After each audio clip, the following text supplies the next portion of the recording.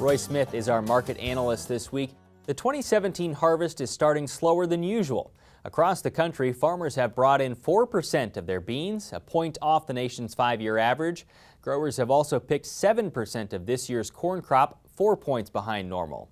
This September into October timeframe carries significant weight for a few of Roy's standard marketing practices, such as tracking the dead cat bounce in soybeans after looking for a harvest low.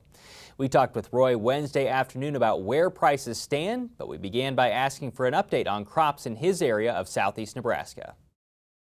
I think we're about 2 or 3 days from full harvest on soybeans, and corn probably about the same. I haven't been out in the fields, but with the kind of heat that we've had the last couple of weeks, I got to think that corn is getting dry, and you don't want to stand in the middle of the road around here when that happens, because they'll be going everywhere.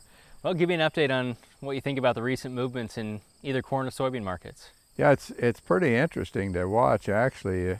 You know, my favorite has been dead cat bounce, and harvest low and dead cat bounce, harvest low, dead cat bounce. And we waited and waited and waited and never got anything that looked like a harvest low or dead cat bounce. And then the response that I would call bearish to the soybean and corn markets both, the soybean market has had a nice rally out of that, what I would call the harvest low.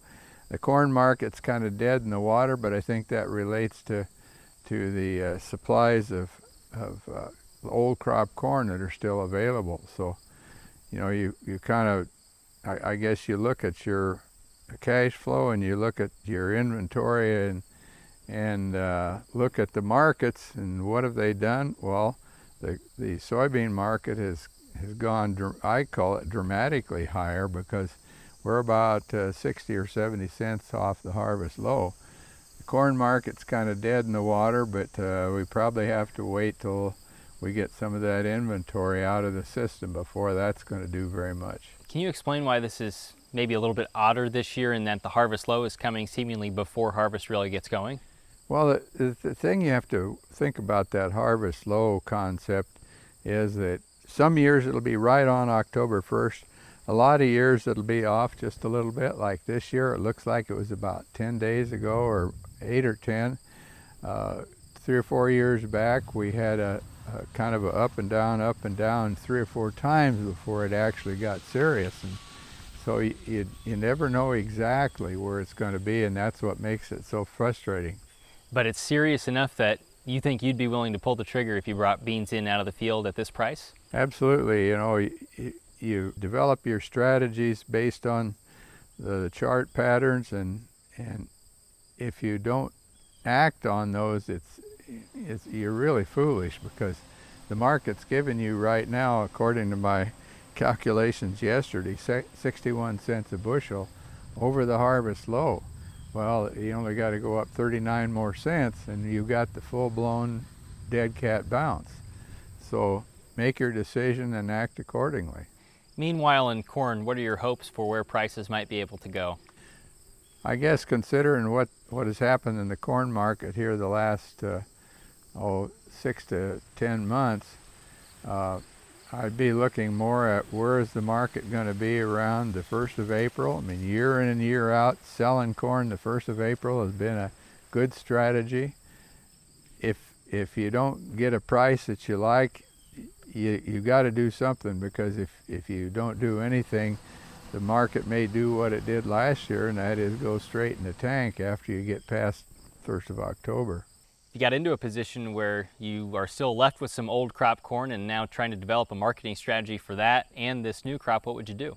Well, there's a spread that you can use that will help take away some of the pain on that, and that is the old crop. Let's say it's October now, or almost October, and you go out to May and you get a spread that shows the October lower than the May, so sell the May and put the October in the bin. Now, that requires some management. It's not going to be the easiest thing in the world, and it may not be what I would call super profitable. Yeah. So, you know, you look at what the alternatives are, and there really aren't any very good ones. One final question to deal with these USDA reports that have caused so much concern among analysts and farmers, I think. How would you recommend farmers deal with these, either in the future or to try and get around that stress? Well, given the fact that farmers really have distrust in the markets, if you're in that category, then instead of putting it in the bin, sell it. I mean, I've watched the market on TV many nights, and there's a guy on there who is fond of saying, well, just sell something.